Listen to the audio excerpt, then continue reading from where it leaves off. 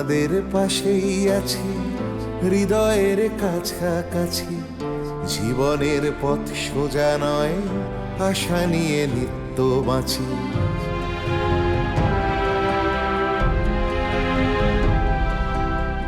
শিক্ষা ছড়িয়ে পড়ুক ভেদাভেদ শূন্য করে, এ বেলা নাই বা জুটুক, ও বেলা জুটতে পারে। বিপ্লব আসছে দেখো নারী, তুমি পিছিয়ে জানি, জ্বলে ওঠো নিজের আলোয়, মুছে দাও দুঃখ গ্লানি। এভাবে আর থেকো না হাহাকার জড়িয়ে বুকে, আমি হাত বাড়িয়ে আছি, সাড়া দাও আমার ডাকে। আমি হাত বাড়িয়ে আছি, সাড়া দাও আমার ডাকে।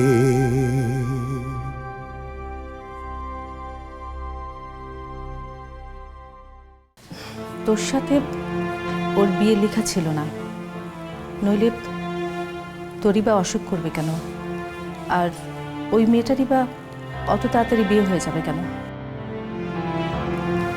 তুই চিন্তা করিস না বাবা, তোর আব্বা আবার নতুন করে তোর জন্য মেয়ে দেখা শুরু করেছে।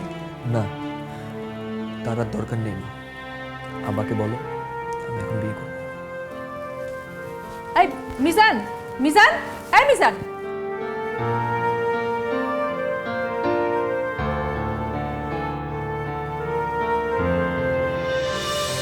মিজান বাবা, আজকে না গেলেই কি নয়?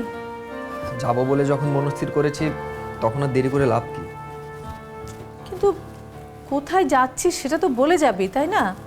তোমাকে তো আমি বললাম আমি টাঙ্গাইলে যাচ্ছি শাড়ি আনতে। ওমা, তোর বাবাজি এতকাল শাড়ির ব্যবসা করছে, কখনো তো দেখিনি টাঙ্গাইল থেকে শাড়ি আনতে। মা, আব্বা কোনোদিন যায়নি বলে কি আমিও যাব না? আমি এখন বড় হয়েছি আর আমি চাই আমাদের ব্যবসাটা বাড়ুক।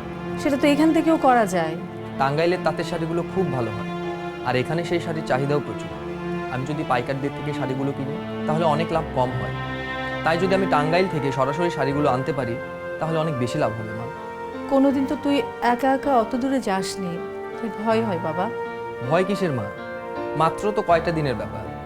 আর তাছাড়া আমি তো ফুপুর বাড়িতেই উঠবো, ওখান থেকে তো মাল কিনবো। ফুপুর বাড়ি কি তুই চিনতে পারবি?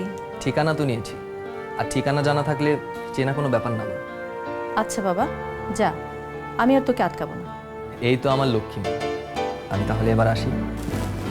সাবধানে যাস বাবা, পৌঁছে কিন্তু আমাকে একটা চিঠি দিবি। যা দিনকাল পড়েছে না, আমি কিন্তু খুব দুশ্চিন্তায় থাকবো। ঠিক আছে মা, তুমি কিছু চিন্তা করো না। থাক থাক বাবা, যা। আসি।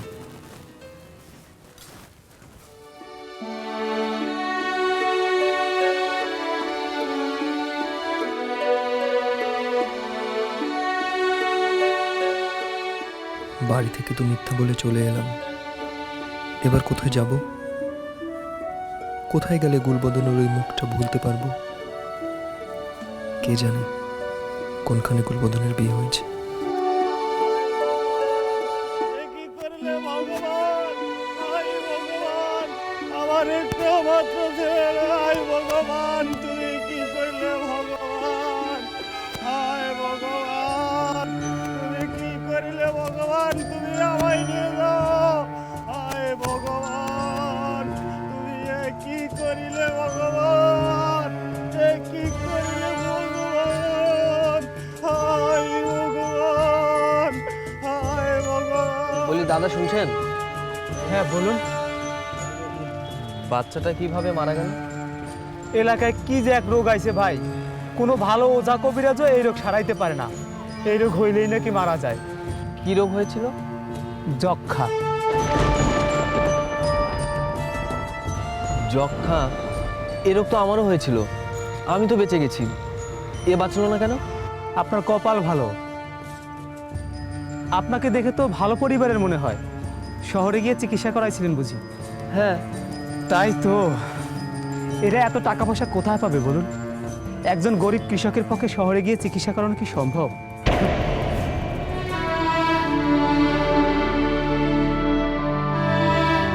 আজ পয়সার অভাবে কত মানুষ চিকিৎসা করাতে পারে না, গ্রামের মানুষ কত অসহায়।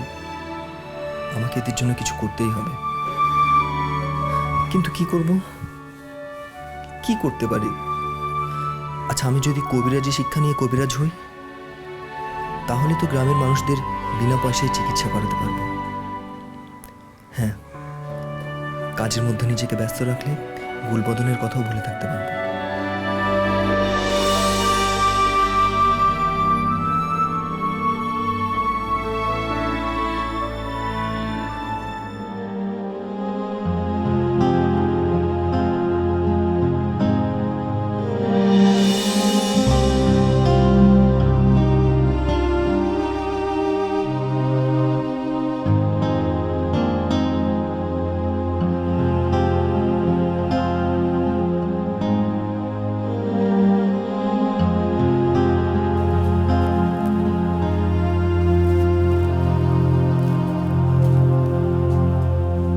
কি ব্যাপার মিজান, এইখানে একা একা বসে এত কি ভাবছো?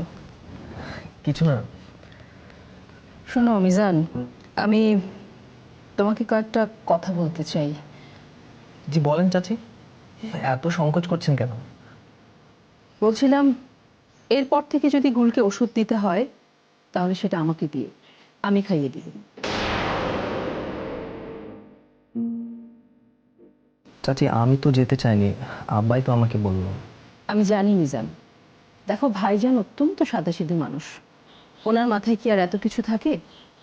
তাছাড়া বাড়ির অন্য সবাই কিন্তু বিষয়টা একদম পছন্দ করছে না। তোমাকে আমরা কেউ পর ভাবি না, কিন্তু গ্রামের মানুষ তো আর সেটা বুঝবে না। গ্রামের মানুষরা যদি একবার কুৎসা রটায় তাহলে সেটা কিন্তু খুব খারাপ হয়ে যাবে। তাই তোমাকে আমি কথাগুলো বলতে এলাম। তুমি কিন্তু আমাকে ভুল বুঝো না মিজান। আর আমি যে তোমার সঙ্গে কথাগুলো বললাম, এটা কারোর সঙ্গে আলাপ করব, এমনকি ভাইজানের সঙ্গেও না। কিন্তু চাচি, আব্বা যে আমাকে রোজ একবেলা করে ভাবিকে দেখতে যেতে বলেছেন, আর দুবেলা করে ওষুধ খাওয়াতে বলেছেন। ওষুধ নিয়ে তুমি কোনো চিন্তা করো না। গুল কেমন আছে সেটা আমি প্রতিদিন তোমাকে একবার করে খবর দেব। আর যা যা ওষুধ লাগবে সেটা আমাকে দিবে, আমি গুলকে খাইয়ে দেব। আর ভাইজান যদি এ ব্যাপারে কোনো কিছু জিজ্ঞেস করে তাহলে বলবে যে সব ঠিক আছে। আমি আব্বাকে মিথ্যা কথা বলবো? হ্যাঁ বলবে।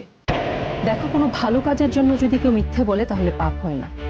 আর তাছাড়া তুমি তো এই পরিবারের সম্মান বাঁচাতেই মিথ্যে বলছো, তাও আবার আমার কথায়। আল্লাহ তোমার উপর কোনো গজব ফেলবে না। চলো মিজান, আর আমি যে কথাগুলো বললাম সেটা মাথায় রেখো, আমাকে ভুল বুঝো না।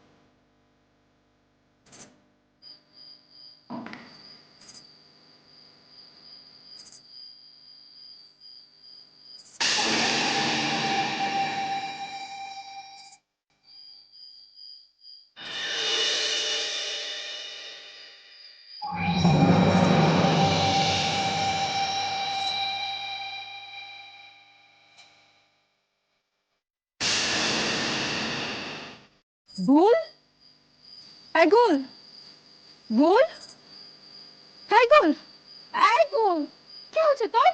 যাচ্ছিস তো কোথায়? হ্যাঁ? গুল, গুল, ভাইজান, বুবু, বুবু এদিকে এসো। দেখ তো গুল, গুল, আরে বাবা পড়ে আছে কেন? কি হচ্ছে? আমি তো ঘুমোচ্ছিলাম, হঠাৎ তাকিয়ে দেখি গুল বিছানায় নেই, দরজা খোলা। আমি বাইরের দিকে আসতেই দেখি গুল যেন কোথায় চলে যাচ্ছে। পেছন থেকে ডাকো, ডাকতে গুল কেমন বেহুশ হয়ে গেল। তো তোমরা কেউ খেয়াল করবে না? ওর পাশে পাশে থাকবে না তোমরা? আমি তো পাশেই ছিলাম। আমরা পানি নিয়ে যা, পানি নিয়ে গুল চোখ খোল। ওরা কিচ্ছু হবে না। ওকে ধরো, ওকে ধরে আগে বিছানায় শুয়ে দাও। ধরো ধর ধর, বাইরে ধর ধর, কি হবে ভাইজান? ধরে এখানে ধরে নিয়ে যা। ভালো করে দাও, পড়ে যাবে যাবে। অন্তরা ধর।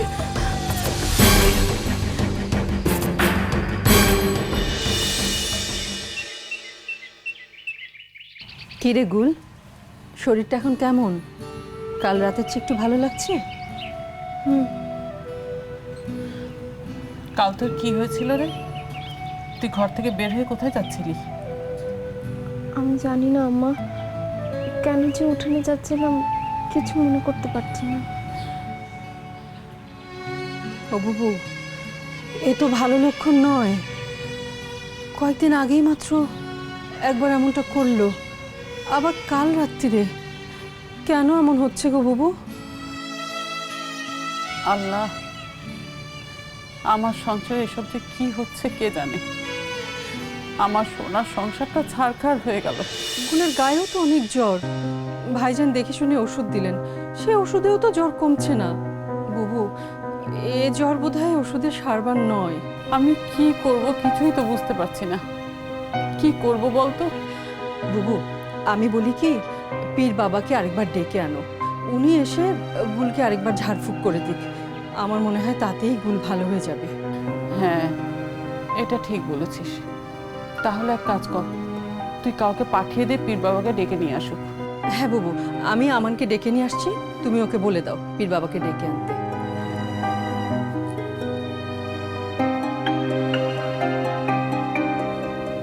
আচ্ছা গুল,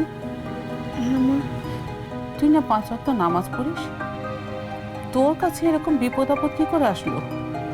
কাল আমার নামাজ কাজা হয়ে গেছে, তখনই ভেবেছিলাম কিছু একটা হবে। নামাজ কাজা হলো কি করে?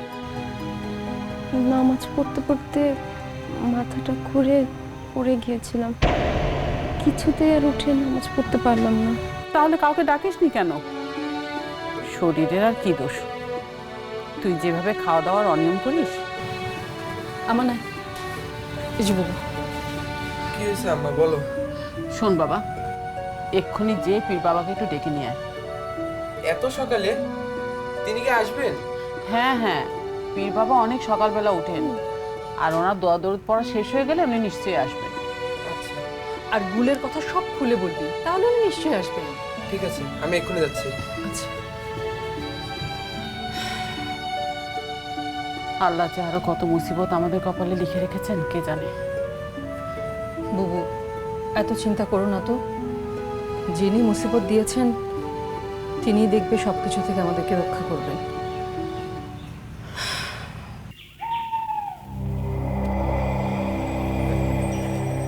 আমি তো আগেই বলেছিলাম, হ্যাঁ, যে ওই দারোগার সঙ্গে টক্কর দেওয়ার ফল বেশি ভালো হবে না। দেখলেন আমার কথা কেমন মিলে গেল? সে কথা আর বলতে, একেবারে হাতে নাতে ফল। তুমি তো জ্যোতিষী হতে পারতে। তা যা বলেছেন। ব্যাপারটা হলো, ওরা হচ্ছে ইংরেজদের পুলিশ। ওরে বাবা, ওদের সঙ্গে পারা এত সহজ না। কি লাভ হলো বাবু, শেষে তো বেঘরে প্রাণটাই হারালি। একবার পুলিশের খাতায় নাম উঠে গেলে আর মৃত্যু এভাবেই হয়। ভাবা যায় দারোগাকে মারার চক্রান্ত। ওরে বাবা, ভাবতে আমার হাত পা কেমন সে দিয়ে যাচ্ছে। শুধু চক্রান্ত কেন বলছেন, আর একটু হলে তো দারোগাকে মেরেই ফেলেছিল।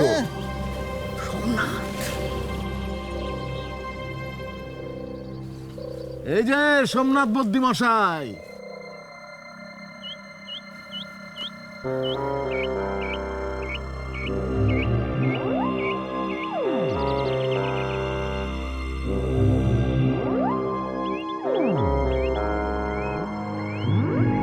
কেমন আছো? কেমন আর থাকবে, অমর জলজান্ত সরল সিধে ছেলে যার মারা যায়, সেই বাপ কি কখনো ভালো থাকতে পারে? কৃষ্ণ কৃষ্ণ হরে হরে, বদ্যি মশায়ের দুঃখে আমার অশ্রু ঝরে। হ্যাঁ, গুলি করে বুকটা একেবারে ঝাঁঝরা করে দিয়েছিল। কি নির্মম! কি আর করা, যার কপালে যেভাবে মৃত্যু লেখা থাকে তার তো সেভাবে মৃত্যু হবে। ওই যে কথায় বলে, ভগবানের মার দুনিয়ার বার। কি দরকার ছিল বাপু বিপ্লবীদের দলে নাম লেখানোর? এই বিপ্লবীরা দেশোদ্ধারের নামে চুরি ডাকাতি রাহাজানি কি না করে যাচ্ছে। না মানে আমি সুবিমলের কথা বলছি না। আপনাদের যদি কথা শেষ হয় তাহলে আমি যাব। হ্যাঁ যাবে, যাবে তো নিশ্চয়ই। এই তুমি আবার আমার কথায় দুঃখ পেলে না তো? আমি যদি তোমাকে না বুঝে দুঃখ দিয়ে থাকি তাহলে আমাকে ক্ষমা করে দিও। আর রাগ করবে কেন? আমরা তো সুবিমলকে কিছু বলছি না। সুবিমল কত ভালো ছেলে ছিল, হ্যাঁ? আমরা তো নিজ চোখে তা দেখেছি। হ্যাঁ, ডাকাতি আর মহাজনী কেসে পুলিশ ওকে ফাঁসিয়েছিল। কথায় বলে সঙ্গ দোষে লোহা ভাসে। বদ সঙ্গে পড়ে ছেলেটা গেছে।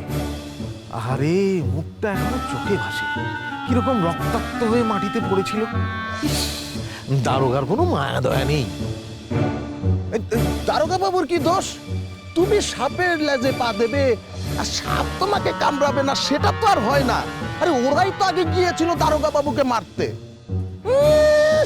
পারবে না ধান কাটতে, উঠে পড়ে ভোর থাকতে, যত সব।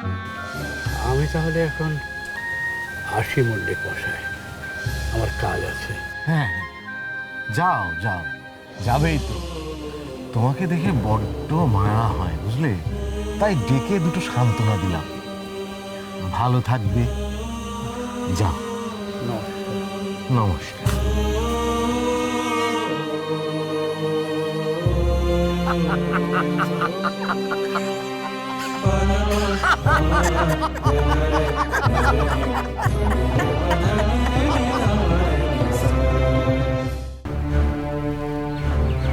আমি যে তাবিজ দিয়েছিলাম সেটা সঙ্গে থাকলে কোনো অশুভ শক্তির ক্ষমতা নেই কাছে আসার। কিন্তু এটা কিভাবে হলো সেটাই ভাবছি আমি। আচ্ছা মা, তোমার তাবিজটা একটু দেখাও তো।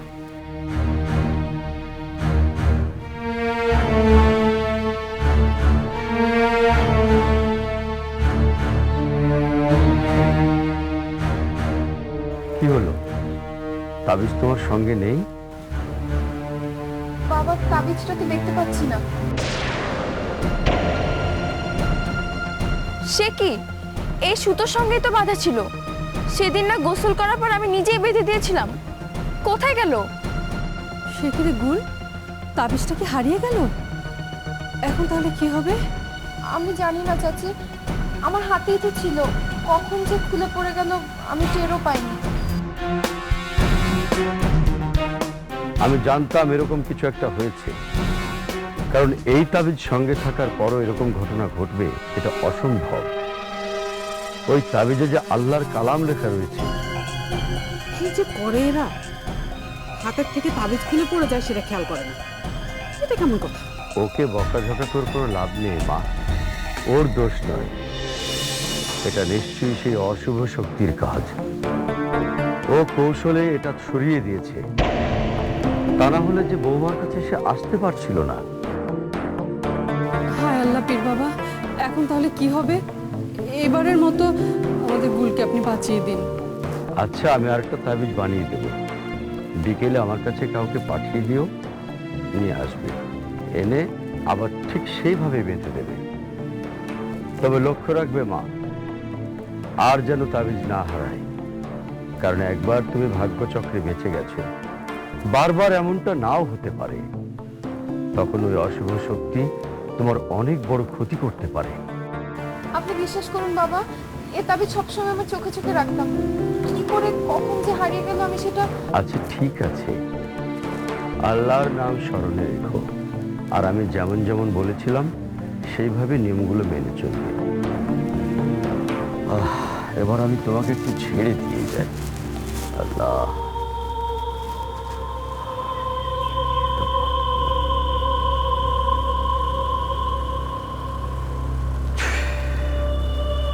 But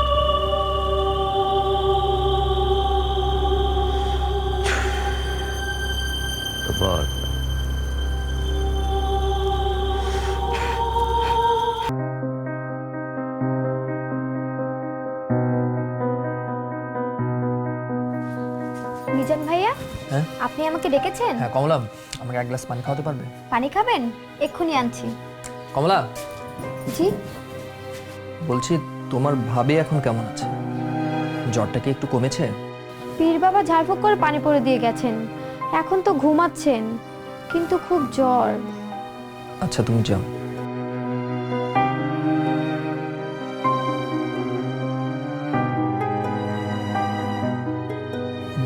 গুলবদন এত কষ্ট পাচ্ছে যে চোখে দেখা যায় না। ওর এত সুন্দর চেহারা এখন কি রকম হয়ে গেছে, শরীর স্বাস্থ্য একেবারে ভেঙে যাচ্ছে। চোখের সামনে সবকিছু দেখেও আমি চুপ করে বসে থাকবো? কিন্তু আমি কি বা করতে পারি? আমি কিছু করতে গেলে লোকে তার ভিন্ন মানি করবে।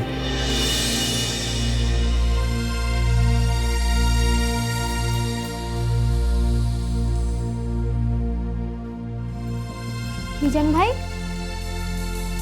মিজান ভাই, হ্যাঁ পানি।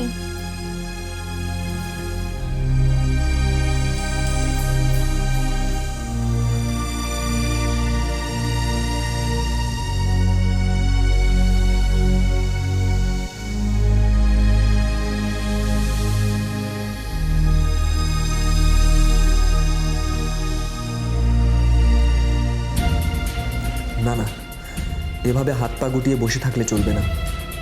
শুধুমাত্র পীর বাবার ঝাড়ফুঁক আর কবিরাজি ঔষধের ওপর ভরসা করলে গুলবদন সুস্থ হবে না। এভাবে চোখের সামনে ওকে ওকে শেষ হয়ে যেতে দেখতে পারি না আমি। দরকার হলে আমি নিজে শহরে গিয়ে ওর জন্য ভালো ডাক্তার নিয়ে আসবো। হ্যাঁ হ্যাঁ, আমি তাই করব। গুলবদনকে আমি সুস্থ করে তুলবই।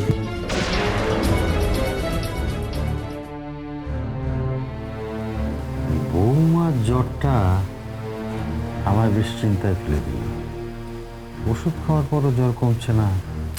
তুমি এত দুশ্চিন্তা করো না তো, আজকে রাতের মধ্যে নিশ্চয়ই জ্বর কমে যাবে। না বলবো, আমি নিশ্চিন্ত হতে পারছি না। জ্বরের যা লক্ষণ তাতে ভাবগতিক সুবিধার মনে হচ্ছে না। তাহলে কি হবে? রাতের মধ্যে যদি বাড়াবাড়ি কিছু হয়ে যায়? বৌমা কিছু খেয়েছে? না, হীরা তো খাওয়ানোর জন্য অনেক চেষ্টা করেছে, কিন্তু কিচ্ছু খাওয়াতে পারেনি। বৌমার কাছে রাতে শোবে কে? হীরাই তো শোয় কয়দিন ধরে। ওকে বলো সাবধান থাকতে, তেমন কিছু হলে আমাকে যেন ডাকে। এ কথা ওকে আর বলতে হবে না, হীরা এ ব্যাপারে খুব সতর্ক, সবসময় ওই তো বৌমার খেয়াল রাখে। আব্বা, তুমি যেন কিছু বলবে? আমি বলছিলাম কি, আমাদের ওষুধে তো তার জ্বর কমলো না। এখন এভাবে ফেলে না রেখে গঞ্জ থেকে ডাক্তার এনে যদি দেখাতেন, তারা আধুনিক চিকিৎসাবিদ্যা জানে। কিন্তু কথা হলো যে গঞ্জে যাবেটাকে ডাক্তার আনতে। আমি বলছিলাম কি, আজকে রাতটা দেখি কেমন কাটে, তারপর সকালে না হয়। না না, আর দেরি করা কি উচিত হবে? কেন, আমানকে পাঠানো যায় না? তা পাঠানো যায়, কিন্তু আমান তো ছেলে মানুষ, ও কি পারবে? আব্বা বলছিলাম কি, যদি আমি যাই ডাক্তার আনতে? এসে ধপ করে বসে পড়লে যে, জামা কাপড় খুলবে না?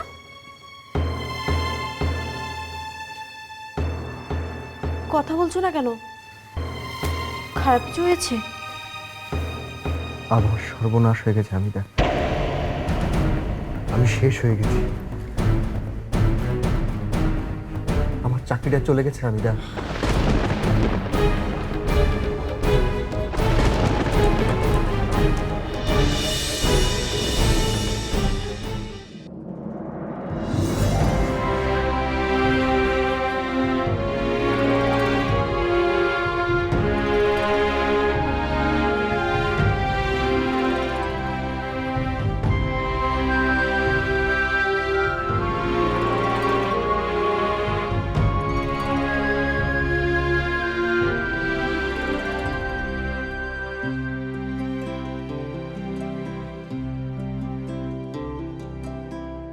তোমাদের পাশেই আছি, হৃদয়ের কাছাকাছি। জীবনের পথ সোজা নয়, আশা নিয়ে নিত্য বাঁচি।